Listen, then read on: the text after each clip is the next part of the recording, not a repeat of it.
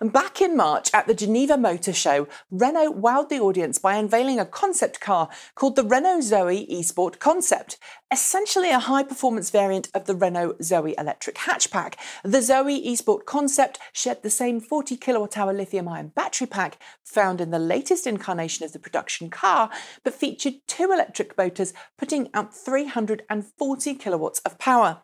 Combined with its lightweight carbon fibre construction and diminutive frame, that translated to a 0 to 62 miles per hour, 0 to 100 kph, sprint time of just 3.2 seconds.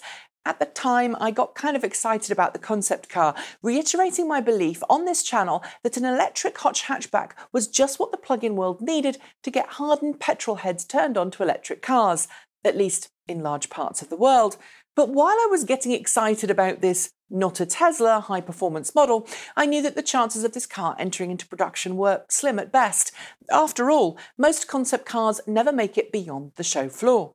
But after a summer where we've seen the Renault ZOE eSport Concept feature at several events, including the famous Goodwood Festival and its iconic hill climb circuit, Renault sport boss Patrice Ratti has told UK magazine Autocar that Renault is working on studying the feasibility of producing a hot hatch ZOE that would hit the market before 2020.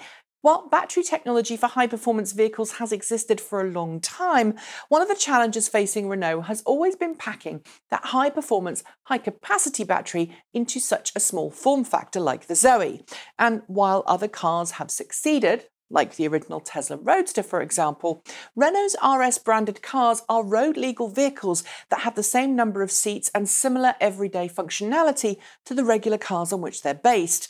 In other words, Renault now believes that it has the battery technology needed to fit a high-performance, high-capacity battery pack under the floor of a Renault ZOE that can handle upwards of 320 kilowatts without impacting interior space. But the challenge is more than just about how much space the battery takes up.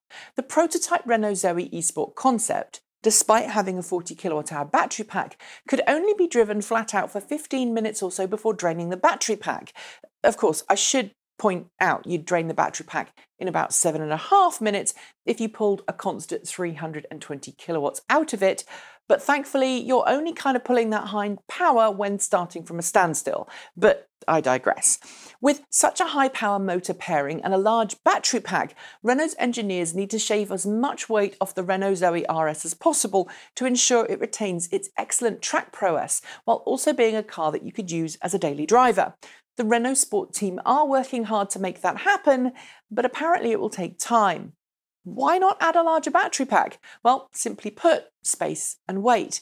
The Tesla Model S, which tips the scales at 2,241 kilos, is nearly 1/4 longer than the ZOE eSport Concept, which weighs 800 kilos less. Put a Tesla-sized battery pack in the ZOE RS and it would be super sluggish. And that would kind of spoil the point of a hot hatch EV now, wouldn't it? Of course, if the last video I did on the Renault ZOE eSport Concept is anything to go by, there will now be a lot of people moaning at me about how the ZOE isn't a Tesla and it isn't worth looking at because it's a small European car. And if you're watching this in certain global markets and you don't like your car's pint-sized, I can see where you're coming from to reach that conclusion.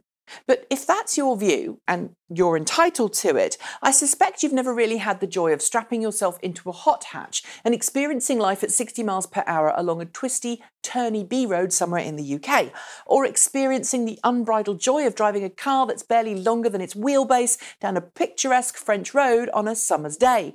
All while knowing that the car you're in, the car you're completely spanking at that point, is the same car that you're going to go to work in on Monday morning, take the kids to school in, or perhaps run that little errand with your mum next weekend. Yes, hot hatches are a little bit of a curio in some parts of the world, but in other parts, they're loved and adored. And if Renault is serious about making the ZOE a hot hatch, and it seems to be, there are plenty of fun times ahead for electric car fans looking for something that won't break the bank, but give them lots of fun regardless. I, for one, can't wait, because with Renault's legendary sport team working on the handling and chassis, and a plenty of power from a twin electric motor setup, I think the Renault ZOE RS will fly off dealer lots if it's competitively priced. Do you agree? Do you think Renault's pursuit of a halo EV in the form of the ZOE RS is a good one? Do you think hardened petrol heads will get the idea of a hot hatch EV? And how much would you pay for one? Leave your thoughts in the comments below. Don't forget to like, comment and subscribe. Hit that notification button to make sure that you don't miss each new episode. And of course, if you'd like to see more videos like this, why not contribute to the running costs of this show via Patreon? I've left a link below and a clickable one at the end of the video. That's it. Thanks for joining me. I'll be back soon. And until then, keep evolving.